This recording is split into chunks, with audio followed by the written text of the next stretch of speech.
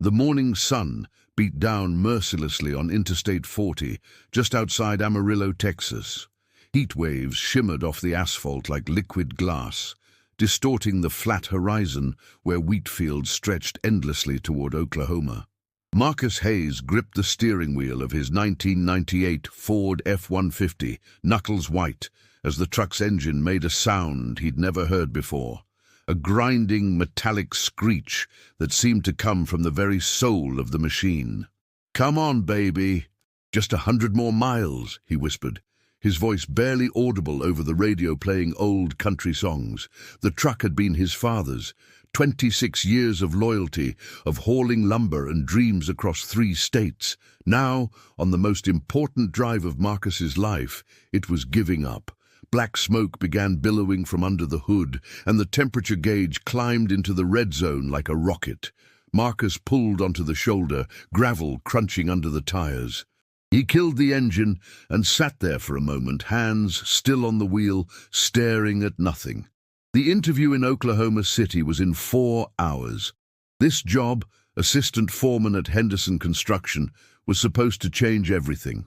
After 8 months of unemployment, of watching his savings evaporate like morning dew, of seeing the disappointment in his daughter's eyes every time he couldn't afford her school supplies, this was his shot. He stepped out into the brutal August heat. The air felt thick enough to chew. Opening the hood released a cloud of acrid smoke that made him cough and step back. When it cleared, he leaned in to assess the damage. Marcus had learned basic mechanics from his father, spent countless Saturday afternoons in their garage in Lubbock, hands covered in grease, learning to distinguish the sounds of a healthy engine from a dying one. But what he saw now made his stomach drop. Oil everywhere. The serpentine belt hung in shreds. Something in the engine block itself was clearly wrong. He could see a crack in the casing, and the oil was leaking from multiple points. This wasn't a roadside fix. This was a tow truck, a mechanic shop, and probably a bill he couldn't afford. Marcus pulled out his phone. No signal. Of course. He was in that dead zone between Amarillo and the Oklahoma border, where civilization seemed to forget to build cell towers. He walked back and forth along the shoulder, holding the phone up like some kind of technological divining rod, searching for even a single bar. Nothing. The highway stretched empty in both directions. A tumbleweed, an actual tumbleweed, rolled across the road, and Marcus would have laughed at the cliché if he wasn't so close to crying. He checked his watch. 8:47 a.m. The interview was at 1 p.m. Even if he got help right now, there was no way he'd make it. He sat on the truck's tailgate, head in his hands. The metal was already scorching hot. Everything he'd worked for, every resume he'd sent out, every connection he'd called in to get this interview, all of it was evaporating in the Texas sun along with his future. A vehicle approached from the west, the sound of its engine growing louder. Marcus looked up, squinting against the glare. It was an old Chevy pickup, maybe early 2000s, painted a faded turquoise that reminded him of swimming pools. It slowed as it approached, then pulled off the road about 20 feet behind his truck. The driver's door opened, and a woman stepped out. She was maybe 50, with silver-streaked brown hair pulled back in a practical ponytail, wearing oil-stained jeans and a grey T-shirt that read Sal's Auto Repair in faded letters.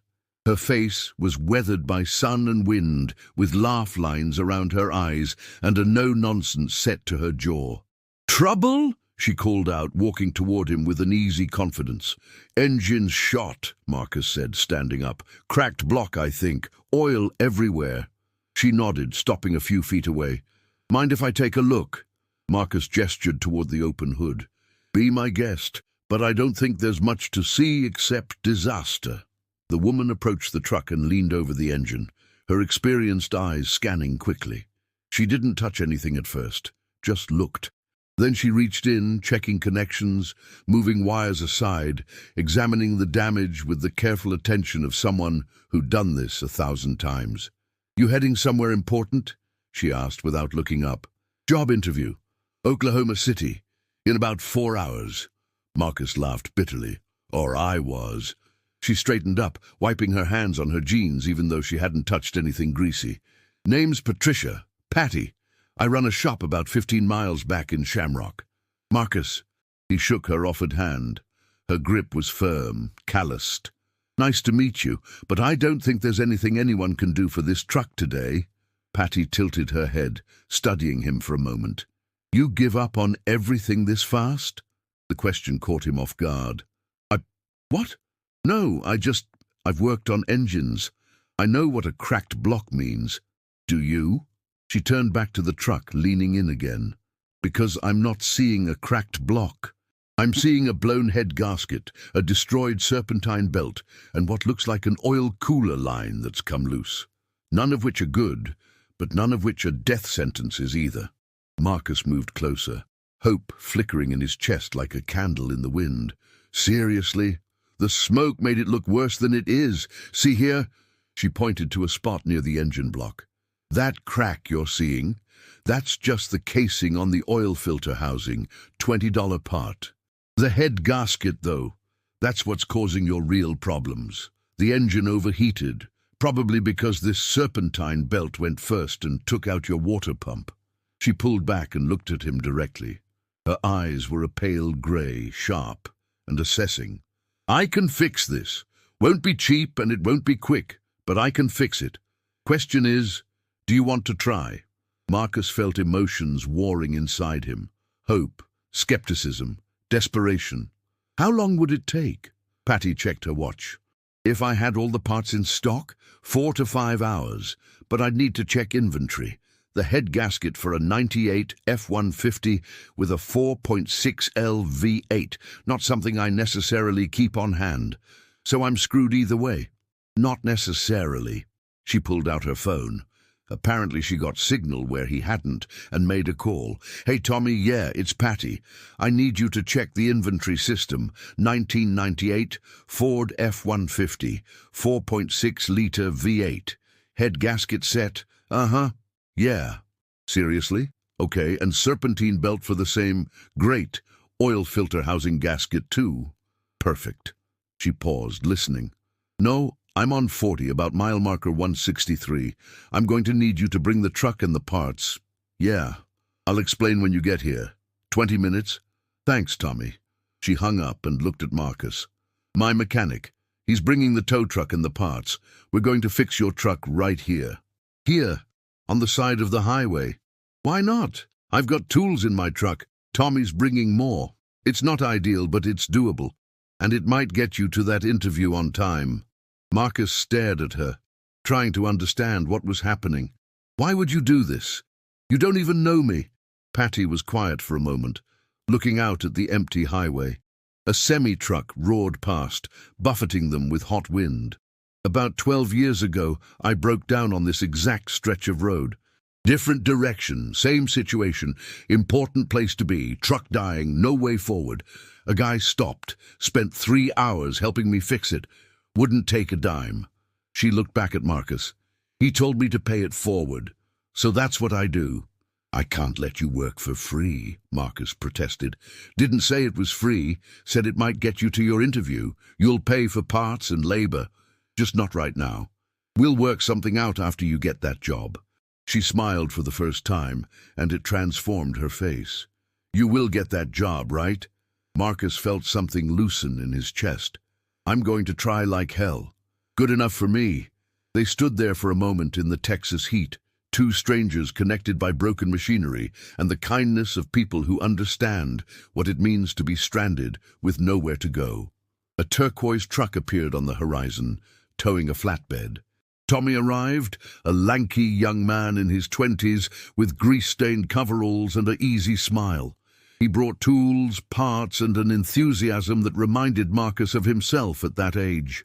All right, Patty said, pulling on work gloves. Let's see if we can work a miracle. Tommy, Jack, and Stans. Marcus, you ever replaced a head gasket? No, Mum. Well, you're about to learn. Hand me that socket wrench. As they began to work, dismantling the engine with practiced efficiency, Marcus felt something he hadn't felt in months. Hope. Not the desperate, grasping kind that disappears with the first setback, but the solid, earned kind that comes from people showing up when you need them most. The sun climbed higher in the sky. The heat became oppressive. But on the side of Interstate 40, 3 people worked with purpose, fighting time and circumstance, trying to repair more than just an engine. The sun was directly overhead now, turning the highway into a griddle. Marcus's shirt was soaked through with sweat, clinging to his back as he leaned over the engine. His hands were covered in black grease, and his fingernails would probably stay dark for a week, but he didn't care. He was learning. Patty worked with the efficiency of someone who'd performed this operation hundreds of times, but she narrated every step, turning the repair into a lesson.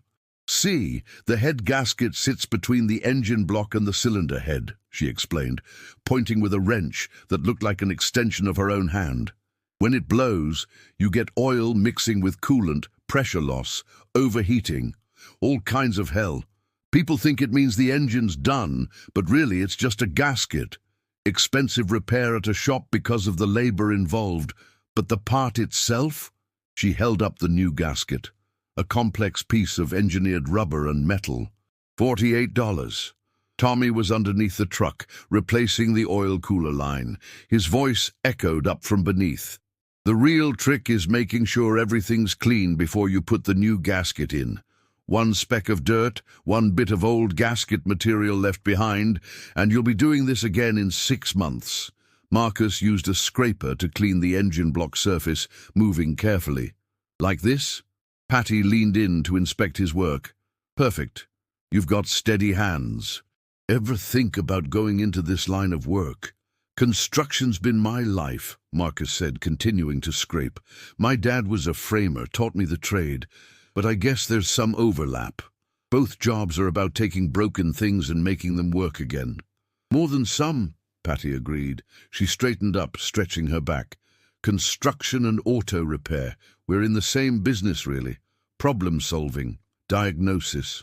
Knowing which shortcuts you can take and which ones will come back to bite you." A car slowed as it passed. The driver staring at the scene. 3 people. Tools spread out on the highway shoulder, engine parts arranged on a tarp like surgical instruments.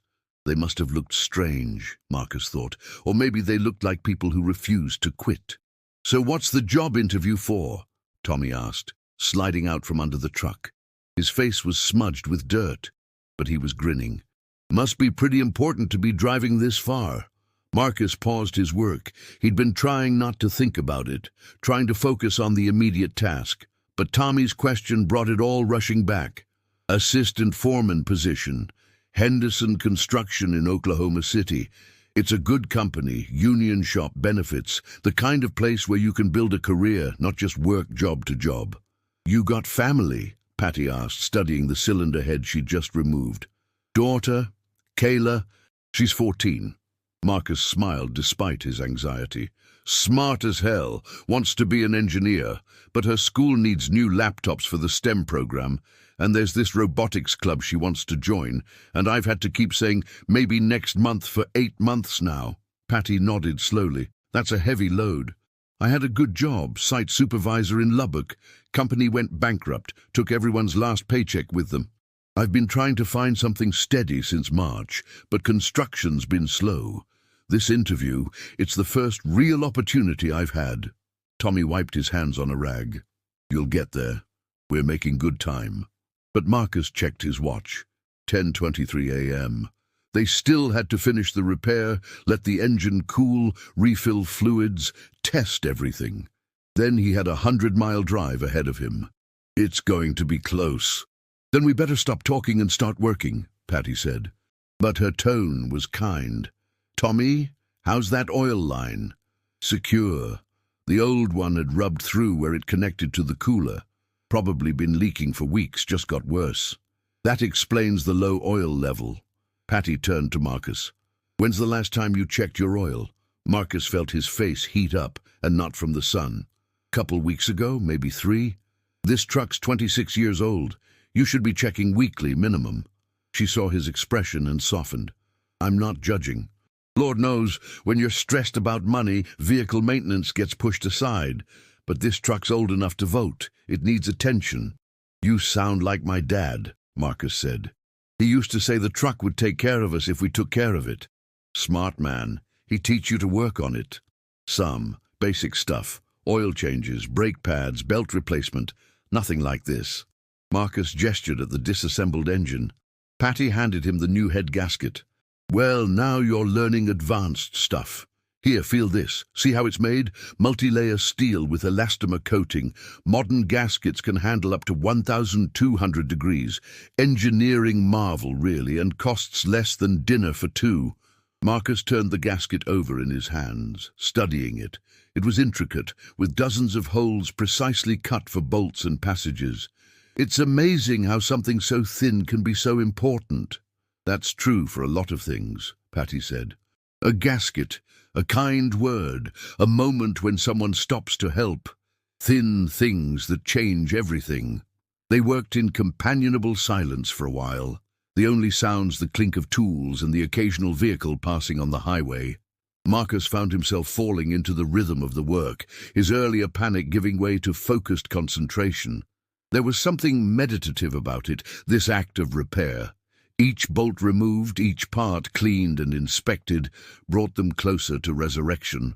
Tommy emerged from under the truck again, this time with a triumphant expression. Oil lines done, and I checked everything else while I was down there. Transmission looks good, differentials solid, no exhaust leaks. This old truck's been well maintained. My dad's doing, Marcus said. He kept meticulous records, oil every 3,000 miles. Coolant flush yearly, transmission service every 30,000. He loved this truck. Past tense? Patty asked gently. He passed 2 years ago. Heart attack. He was only 63.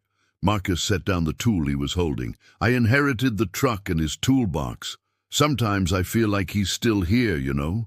Like his hands are guiding mine when I work on something. Patty put a hand on his shoulder briefly. The people who teach us, they never really leave. They're in every skill we use, every lesson we remember. Your dad's in this truck, in your hands, in the work ethic you're showing right now. Marcus nodded, not trusting himself to speak. He picked up the scraper again and returned to cleaning. By 11:15, they had the new head gasket in place. Patty torqued down the bolts in a specific sequence, using a torque wrench to ensure each was tightened to exactly the right specification. This order matters, she explained. You tighten them in the wrong sequence. You can warp the head, start in the middle, work your way out in a spiral pattern. Tommy had replaced the serpentine belt and was now refilling the coolant system. This is the part where we find out if we did everything right, he said. If there's still a leak, we'll see it pretty quick. Marcus felt his anxiety spike again. What if it doesn't work? Then we figure out what we missed and fix it, Patty said simply. That's the job. You keep trying until it works. She closed the hood and gestured for Marcus to get in the driver's seat. Okay, moment of truth. Turn her over, but don't give it gas. Just let it idle. Marcus climbed in, his heart pounding. The familiar interior of his dad's truck surrounded him, the worn bench seat, the crack in the dashboard, the faded St. Christopher medal hanging from the rearview mirror. He put his hand on the key and paused. Please, he whispered. Then he turned it. The engine cranked once, twice. On the third turn, it caught. The sound was rough at first, coughing and sputtering, but then it smoothed out. No smoke, no grinding, just the honest rumble of an engine running the way it was meant to. Marcus let out a breath he didn't know he'd been holding. Patty circled the truck, checking for leaks, listening to the engine's rhythm. Tommy watched the temperature gauge from outside the passenger window. Minutes passed. The engine warmed up, the needle rising to its normal position and staying there. No leaks, Tommy announced. Temperature's stable, oil pressure's good. Patty came around to Marcus's window, a smile spreading across her face. You've got yourself a running truck, Marcus. Your dad would be proud. Marcus felt emotion well up in his throat. I don't know how to thank you. Thank me by getting to that interview and nailing it. She checked her watch. It's 11:30. You've got 90 minutes to drive 100 miles. It's going to be tight, but Oklahoma City's in the same time zone, so you don't lose an hour. Drive smart, not crazy. This engine's just been through surgery. Keep it under 75, and you should be fine. Marcus nodded. What do I owe you? For parts and labor? Patty waved the question away. I meant what I said earlier. Get the job first. Then we'll talk about payment. I trust you're good for it. I am, I swear. I know. She handed him a business card through the window. Sal's Auto Repair, Shamrock, Texas. That's us. When you're ready, give me a call. And Marcus, change your oil regularly. Check your fluids weekly. This truck's got life left in it, but only if you take care of it. I will, I promise. Tommy collected the tools and loaded them back into Patty's truck. The highway shoulder was clean. They'd picked up every bolt, every piece of old gasket material, leaving no trace of the surgery that had taken place there, except for a truck that ran. Marcus put the transmission in drive, then paused. He looked at Patty through the window. Why do you really do this? Stop for strangers, work in the heat, trust people to pay you back? Patty was quiet for a moment, her grey eyes thoughtful. You know what the world needs more of, Marcus? People who stop, who see someone in trouble, and don't just drive past thinking, not my problem. We're all out here trying to get somewhere. Sometimes we make it on our own. Sometimes we need help. And sometimes we get to be the help. She patted the truck's door. Now go. You've got a future waiting in Oklahoma City. Marcus pulled back onto the highway, watching Patty and Tommy grow smaller in his rearview mirror. Two strangers who'd become something more, allies, teachers, proof that kindness still existed in a world that often felt like it ran out. The engine hummed steadily beneath him, his dad's truck running strong, fixed by a woman named Patty and a cheap gasket. He pressed down on the accelerator and drove toward hope. Marcus made it to Oklahoma City with 12 minutes to spare. The Henderson construction office was in a modern building near Bricktown, all glass and steel that reflected the afternoon sun. He parked in the visitor lot and sat for a moment, hands still gripping the steering wheel, trying to transition from highway urgency to professional composure. He looked at himself in the rearview mirror. His face was smudged with grease, despite his best efforts to clean up at a gas station outside the city. His shirt, his interview shirt, the one he'd ironed carefully that morning, had dark stains on the sleeves and collar. His hands were still dirty under the nails. This was not how you were supposed to show up to a job interview. Marcus grabbed the gym bag from the passenger seat. He'd packed a backup shirt, just in case. The case he'd imagined was spilling coffee on himself, not rebuilding an engine on the side of a highway. But preparation was preparation. He changed in the truck, using baby wipes to clean his face and hands as best he could. The grease under his nails wouldn't budge, but there was nothing he could do about that now. The new shirt was wrinkled from being in the bag, but it was clean. He tucked it in, checked himself one more time, and stepped out into the Oklahoma City afternoon. The building's lobby was all polished floors and contemporary art. A receptionist behind a curved desk looked up as he entered. "Good afternoon. How can I help you?" "Marcus Hayes. I have a 1 p.m. interview with Mr. Henderson." She typed on her computer. "Ah, yes, you're right on time. Please have a seat. Someone will be with you shortly." Marcus sat in one of the modern chairs, his work boots looking out of place against the sleek furniture. He tried to calm his breathing, to center himself. The drive had been a blur of speed and stress, constantly checking the temperature gauge, listening for any sign that the engine might fail again. But the truck had run perfectly, Patty's repair holding strong. "Mr. Hayes?" A woman in her 30s stood before him, professional in a pantsuit holding a tablet. "I'm Rachel Morrison, HR manager. Mr. Henderson is ready for you."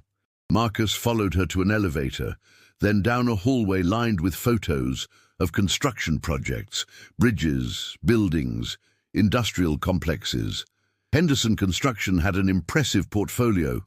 This was the big leagues, exactly the kind of company Marcus had been trying to break into. They entered a corner office with windows overlooking the city. Behind a large desk sat James Henderson, a man in his late 50s with silver hair and the weathered look of someone who'd spent decades on construction sites before moving to an office. He stood and extended his hand. "Marcus Hayes, good to meet you. Please, sit." His handshake was firm, his gaze assessing. Marcus saw the moment Henderson noticed the grease under his nails, saw his eyes flick down to Marcus's hands and then back to his face. But his expression didn't change. "Thank you for seeing me, Mr. Henderson." "Jim, please." He settled back into his chair. "So, Marcus, I've reviewed your resume. 15 years in construction, worked your way up from laborer to site supervisor. Good references from everyone except your last employer. And I understand why, given they went bankrupt owing everyone money." "Yes, sir. That was a tough situation." "I'm sure it was." Jim leaned forward, elbows on the desk. "Let me ask you something. What happened to your truck?" The question caught Marcus off guard. "I'm sorry?" "Your truck, the 98 F-150 in our parking lot. The hood's still warm and I can see fresh grease around the engine compartment seams. Either you did some recent work on it or you had someone else do it, and given the grease under your nails." He gestured at Marcus's hands. "I'm guessing you were involved." Marcus felt his prepared interview answers evaporate. He could lie, downplay what happened, try to seem more professional, but something about Jim Henderson's direct gaze made him choose honesty instead. "It broke down this morning," Marcus said. "Outside Amarillo. Blown head gasket, destroyed serpentine belt. I thought I was done, that I'd miss this interview, but a woman named Patty stopped. She owns an auto shop in Shamrock, Texas. She and her mechanic spent 3 hours fixing my truck on the side of the highway. They did it so I could get here." Jim leaned back, his expression unreadable. "On the side of the highway? They did a head gasket replacement on the shoulder of I-40? "Yes, sir, I helped. Learned more about engine repair in 3 hours than I learned in 15 years of owning vehicles." Marcus knew he was rambling, but couldn't stop. "Patty said she was paying forward a kindness someone showed her 12 years ago. She wouldn't take payment until after I got this job. She trusted me." Rachel, who'd been silent until now, spoke up. "That's quite a story." "It's the truth," Marcus said. "I can show you the parts if you want. The old head gasket's still in my truck, and I have Patty's business card if you want to verify." Jim held up a hand. "That won't be necessary. I believe you." He stood and walked to the window, looking out at the city. "You know what impresses me about that story, Marcus? Not the mechanical work, though that's valuable. What impresses me is that you didn't give up. You could have called me, rescheduled, come up with an excuse. Instead, you fought to get here." "This job is important to me," Marcus said simply. "I've got a daughter depending on me. I can't afford to give up." Jim turned back from the window. "Tell me about your management style. How do you handle a crew?" The interview proper began. For the next 45 minutes, they discussed construction methodology, safety protocols, scheduling challenges. Marcus talked about projects he'd managed, problems he'd solved, how he'd built relationships with subcontractors and suppliers. He explained his approach to mentoring younger workers, his belief that a good crew was built on respect and clear communication. Rachel asked about his software experience, project management tools, scheduling programs, budget tracking. Marcus was honest about what he knew and what he'd need to learn. Jim asked technical questions about structural engineering, concrete curing times, crane operation safety. Marcus answered from 15 years of hands-on experience. As the interview progressed, Marcus felt himself relaxing. This was his world. Construction was a language he spoke fluently. And despite the rocky start to his day, despite showing up with grease under his nails and a wrinkled backup shirt, he was holding his own. Finally, Jim closed the folder in front of him.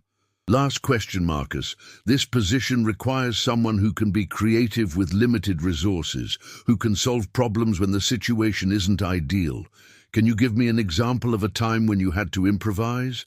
Marcus thought about the morning, about Patty's quick diagnosis, about 3 people working with tools spread on a tarp in 105-degree heat, about a $48 gasket that changed everything. "This morning," he said, "when my truck broke down, I thought the engine block was cracked. I was ready to accept defeat, but Patty showed me I was looking at the wrong thing. She saw past the smoke and the oil and the mess to identify the actual problem. And the actual problem? It was fixable." He leaned forward slightly. "That's what I do on a construction site. When something goes wrong, and something always goes wrong, I don't panic. I assess. I look past the obvious disaster to find the real issue. And then I find the most efficient way to fix it, using whatever resources I have available." Jim and Rachel exchanged a look. Jim nodded slowly. "Marcus, I'm going to be straight with you. We interviewed 6 people for this position. 3 had more formal education than you. 2 had experience with bigger companies. But you know what? None of them drove through a breakdown, fixed their truck on the side of the highway, and still made it here on time." He stood and extended his hand again. "The job's yours if you want it. Salary is $72,000 to start, full benefits after 90 days, union membership included. You'd start a week from Monday, which gives you time to relocate if you need to." Marcus stood, his heart pounding. For a moment, he couldn't speak. Then he gripped Jim's hand firmly. "I want it. Thank you, sir. You won't regret this." "I don't think I will," Jim said. "Rachel will get you set up with paperwork. Welcome to Henderson Construction, Marcus." Walking out of that building, Marcus felt 10 feet tall. The Oklahoma City sun had never seemed brighter. He climbed into his dad's truck, closed the door, and just sat there for a moment, letting it sink in. He'd done it. Against every obstacle, through every setback, he'd made it. Marcus pulled out his phone and dialed. Kayla answered on the second ring. "Dad? How'd it go?" "I got it, honey. I got the job." His daughter's squeal of joy came through the phone loud enough to make him hold it away from his ear. "Dad, oh my God, that's amazing. It's in Oklahoma City, so we'll need to move. New school for you. But it's good money, good benefits. We're going to be okay." "I don't care about changing schools," Kayla said, and he could hear she was crying happy tears. "I'm just proud of you. I knew you could do it." They talked for 10 more minutes, Marcus sharing the details of the interview, Kayla already Googling Oklahoma City schools and robotics programs. When they hung up, Marcus sat in the truck, overwhelmed with gratitude. He pulled out Patty's business card, Sal's Auto Repair, Shamrock, Texas. He called the number. "Sal's, this is Tommy." "Tommy, it's Marcus, the guy from this morning with the F-150. "Marcus, how'd the interview go?" "I got the job." He heard Tommy yell to someone in the background, "Patty, Marcus got the job." Then back into the phone, "That's fantastic, man. Patty's covered in grease right now, but she's giving me a thumbs up. She knew you'd nail it." "Tell her thank you," Marcus said, "for everything. I'll come by the shop this weekend to settle up on the bill." "She'll be glad to hear it. Drive safe, Marcus." Marcus started the engine. It turned over smoothly, running strong, and headed back toward the highway.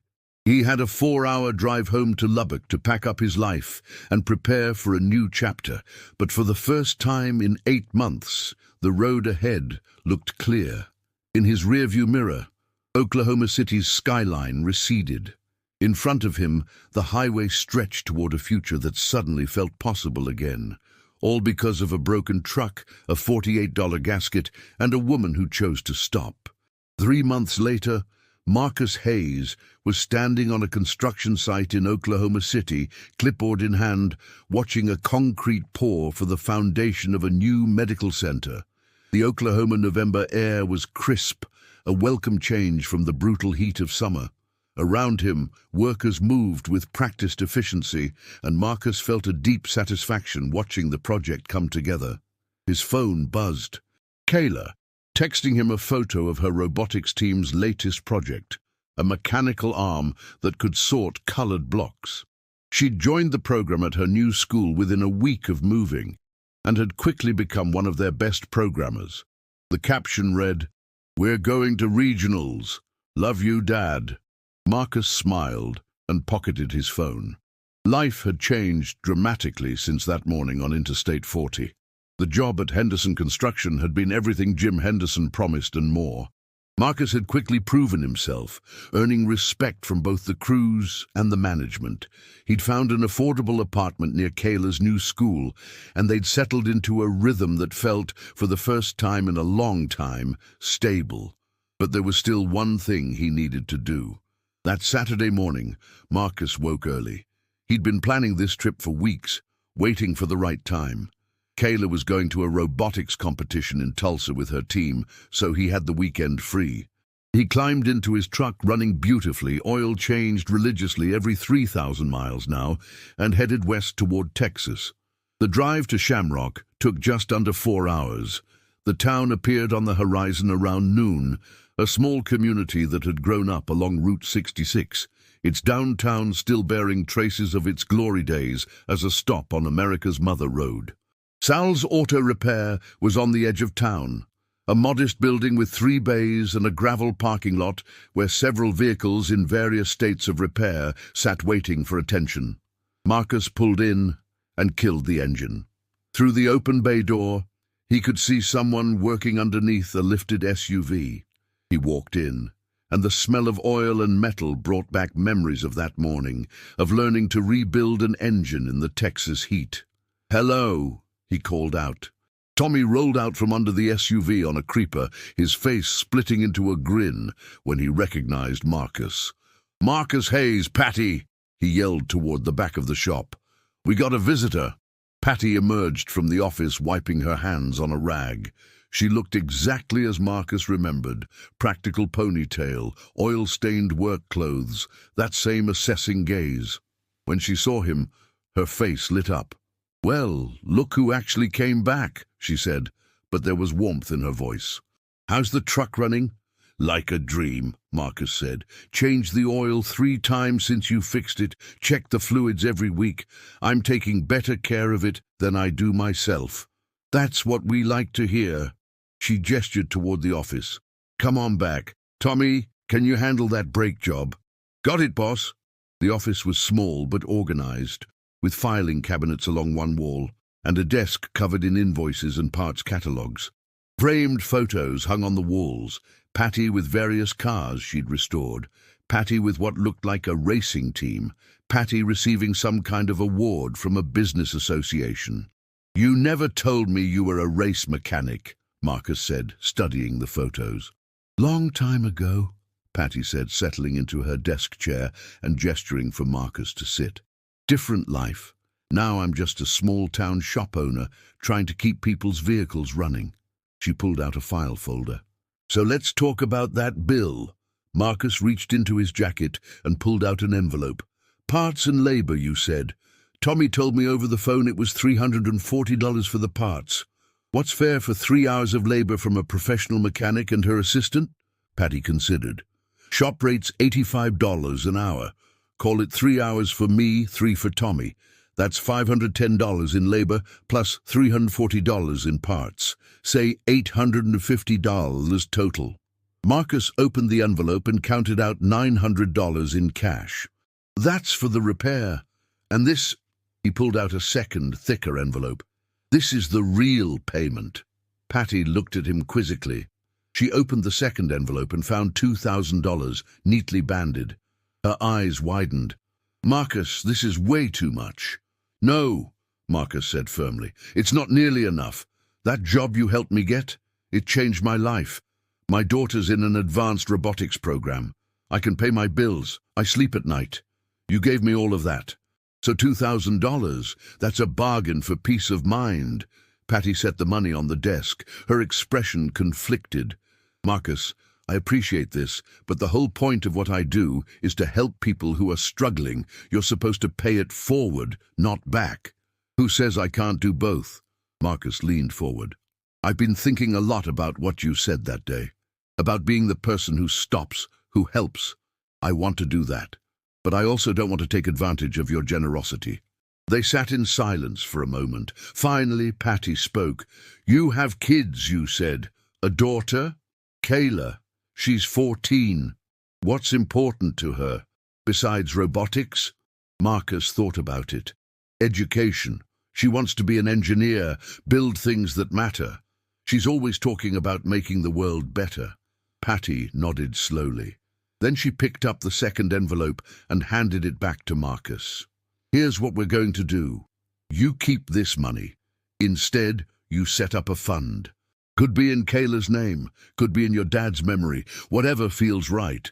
When you hear about a kid who needs help, equipment for a sports team they can't afford, money for a field trip, a laptop for school, you help them. That's how you pay me back. Patty, I'm serious. Her tone was gentle but firm. The money's not the point. It never was. What I need from you is the promise that you'll watch for people who are stuck, and you'll help them get unstuck. That's the payment. Marcus felt emotion well up in his throat. My dad used to have this saying, "We're all just walking each other home." He said that's what community meant. I didn't really understand it until this year. Sounds like a wise man. Patty stood. Come on, let me show you something. She led him outside to the parking lot. Behind the shop was a small area with several vehicles, old cars in various states of restoration. This is my side project, she explained. I buy broken-down vehicles cheap, fix them up, and sell them to people who need reliable transportation but can't afford new cars. I sell them at cost, just enough to cover my parts and maybe break even on my time. She ran her hand along the hood of a 2005 Honda Civic. Single mum bought this one last month. Her old car died, and she needed something to get to her nursing job. Sold her this for $1,200. It's worth probably $4,000, but she's worth the investment. You know what I mean? Marcus nodded. I do, and that's what I want to do too. Invest in people. They walked back to the office. Marcus picked up the envelope Patty had tried to return and set it back on her desk. How about a compromise? You take half for your restoration project. I take half for my Help a Kid fund. That way we're both paying it forward. Patty studied him for a long moment, then laughed. You're stubborn, you know that. I learned from the best, Marcus said, grinning. They shook hands on the deal. Patty kept $1,000 for her vehicle restoration project. Marcus took the other $1,000 to start what he'd already decided to call the Mike Hayes Memorial Fund, after his father. Before Marcus left, Patty walked him back to his truck. She looked it over with a professional eye. How many miles since the repair? About 8,000. Runs smooth as silk. Good. You're taking care of it. She patted the hood affectionately. This truck's got history now. Broke down, got fixed, carried you to a new life. That means something. It does, Marcus agreed. Every time I drive it, I think about that morning, about you and Tommy showing up, about the fact that you chose to stop. Someone stopped for me once, Patty said. Now I stop for others, and you'll stop for someone someday. That's how it works. That's how we keep the world from falling apart completely. Marcus climbed into the truck and started the engine. It caught immediately, running strong. He rolled down the window. If I ever break down around here again, can I call you? You better, Patty said, but try not to break down. It's expensive. They both laughed. Marcus put the truck in gear and pulled out onto the road. In his rearview mirror, he saw Patty standing in the parking lot, one hand raised in farewell. He waved back, then focused on the road ahead. The drive back to Oklahoma City gave him time to think. About his dad, who taught him that tools were meant to be used, that knowledge was meant to be shared. About Patty, who transformed a philosophy into action, stopping for strangers and trusting in human goodness. About Kayla, who represented a future he was now helping to build, one robotics competition at a time. He thought about the Mike Hayes Memorial Fund already forming in his mind. He'd talked to Kayla about it, make it a family project. Together, they'd watch for kids who needed a helping hand, the student who couldn't afford the school trip, the athlete without proper equipment, the young person with potential but no resources. As the Oklahoma City skyline appeared on the horizon, Marcus felt a deep sense of connection to something larger than himself. His breakdown on Interstate 40 hadn't been a disaster, it had been an education. He'd learned that engines could be repaired with patience and knowledge. He'd learned that strangers could become allies. He'd learned that $48.03 could change a life. But most importantly, he'd learned that the world worked not because people looked out only for themselves, but because some people chose to stop, chose to help, chose to believe that someone they'd never met was worth the effort. Marcus pulled into his apartment complex just as the sun was setting, painting the sky in shades of orange and purple. He sat in the truck for a moment, his father's truck, Patty's repair, his second chance. All of it connected, all of it meaningful. His phone buzzed, a text from Kayla. "We won, heading to state championships. When will you be home?" Marcus typed back, "Just pulled in. Can't wait to hear all about it. Got something to talk to you about too. A project we can do together." He climbed out of the truck and headed toward his apartment. Behind him, the F-150 sat in the parking lot, engine still warm, ready for whatever road came next. A cheap part had fixed the engine, but kindness, trust, and human connection had fixed something much more important. They'd fixed hope. And now Marcus Hayes was in the business of helping others find theirs.